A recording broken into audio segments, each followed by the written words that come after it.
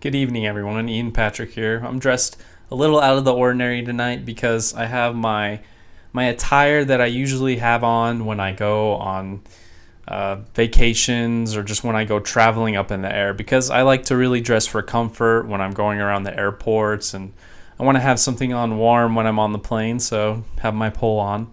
And the reason why I'm wearing these type of clothes is, well, tonight's film, we're keeping that theme from Phone Call from a Stranger going, because tonight's film is No Highway in the Sky. It came out in 1951, and it revolves around planes and plane crashes. And it's described as a dramatic thriller. And so, with the holiday season coming up, I know that a lot of you are going to be traveling, flying planes, trains, and automobiles with Thanksgiving and Christmas around the corner. So maybe this movie isn't the best one to watch before you do all that, but hey, this movie works with where we're at right now for the people that aren't traveling like me. Anyways, I'm digressing. So this movie stars James Stewart, Marlene Dietrich. It also has Glynis Johns, Jack Hawkins, with a little bit of a small role for Jack Hawkins.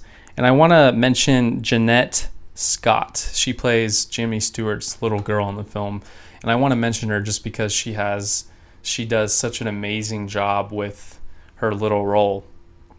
So, came out in 1951, and Jimmy Stewart, the reason why he did the film is mainly because he wanted to go to England with his family at the time, and he just was very passionate about flying. He even served in the Air Force during World War II. Marlene Dietrich, in the film, she plays a famous actress. In fact, I kind of got that feeling she was kind of playing herself during the film. Jimmy Stewart in the film, he plays a scientist who has this strong belief that this new plane design, it has like two fins on the back of its tail. He believes that at a certain amount of miles, this new design, the planes will just burst in the middle of the air, and the fin will break off. So he plays this very intelligent scientist who has a daughter, and his wife has passed away, so he's single, of course.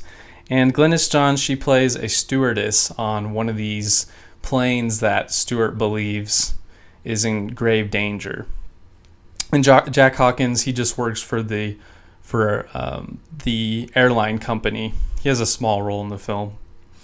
So, as I said, the plot revolves around Jimmy Stewart having this hypothesis. He is dead certain that this plane is just too dangerous. The fin will break off at a certain amount of miles, and he finds himself in the middle of the film on one of these planes because he's traveling somewhere. And on this plane is a famous movie star played by Marlene Dietrich.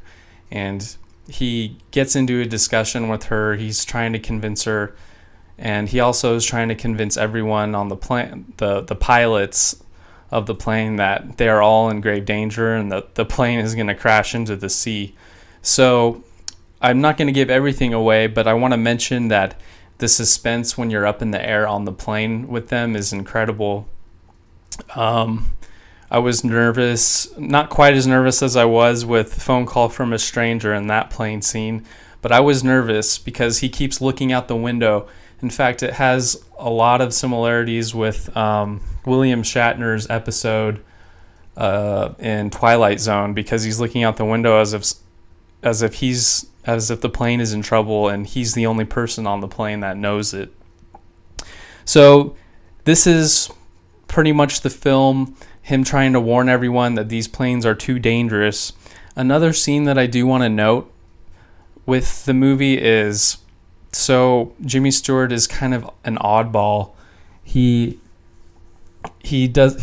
sort of that kind of guy who's lost his marbles a little bit. He's just too smart, kind of like John Nash in A Beautiful Mind. But his little girl is just so sweet, Janette, played by Janette Scott.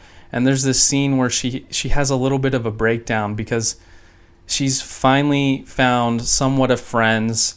She loves Marlene Dietrich because Marlene Dietrich, she is giving dresses to the little girl, and she really loves having Glynis Johns around the house because Jimmy Stewart and her are a little bit romantically involved, kind of, but she's just so happy with them, and she realizes that it's only for a small amount of time. And the script is beautiful with the film. She describes it as, why is it that everyone is so nice to each other around Christmas time, and after Christmas time that goes away?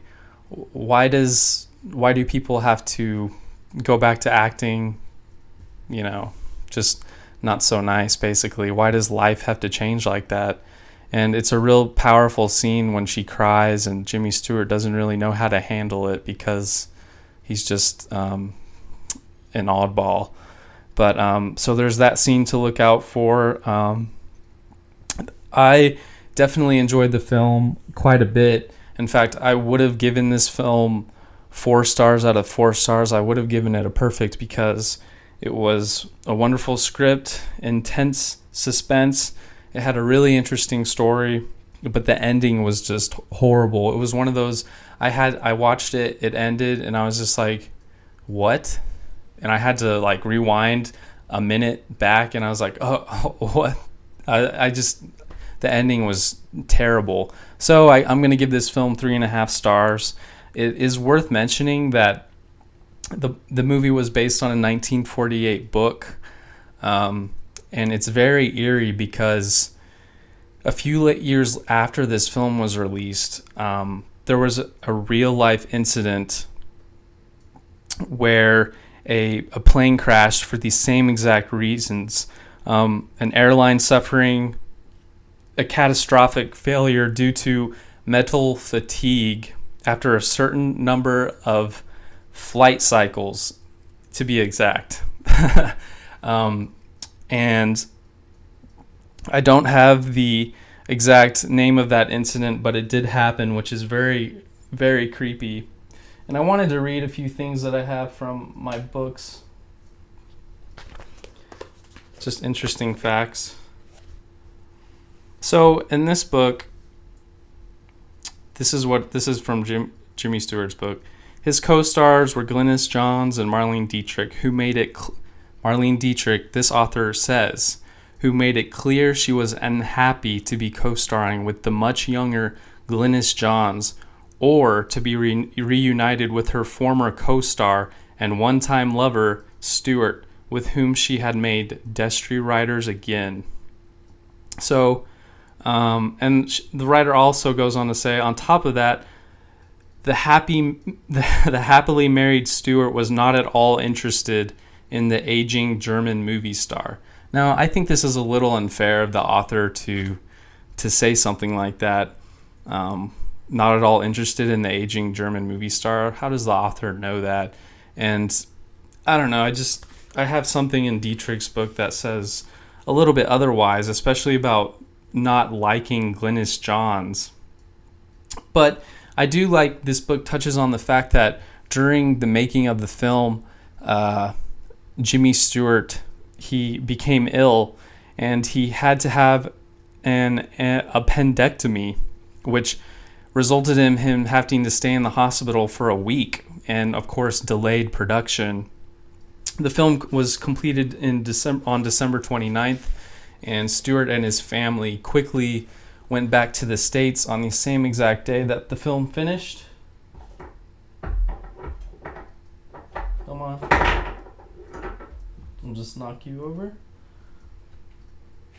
And now we'll look at Dietrich's book, which is written by her daughter. So I believe that there's a little bit more truth to this. So one thing that her daughter talks about is that Marlene Dietrich, she got the best, the most fashionable clothing from Dior during production. She wasn't happy or content with what the British productions had for her to wear in the movie, so she just went to Dior and spent a bunch of money to wear it. So Dior was was again given the singular honor of designing her costumes for the film. The clothes they conceived were so perfect, so utterly Dietrich, that throughout the film, she looks as though she is doing a portrait sitting for Vogue. Although her co-star was once again her old heartthrob from Destry, she never mentioned either of them. In her daily phone calls to me, she complained about the lackluster script, the half-asleep director, then spent the rest of the hour telling me how sweet Glynis Johns was on and off the set. So right there from Marlene Dietrich's daughter, she says that she liked Glynis Johns and she thought she was the sweetest thing on and off set. So you can't always believe what you read in these books. That's why I really prefer autobiographies or just books written by people close to the actors. Anyways, that's going to be it for the film. Safe travelings for the holiday seasons. I'll be coming out with Thanksgiving films pretty soon. And have a good night, everyone.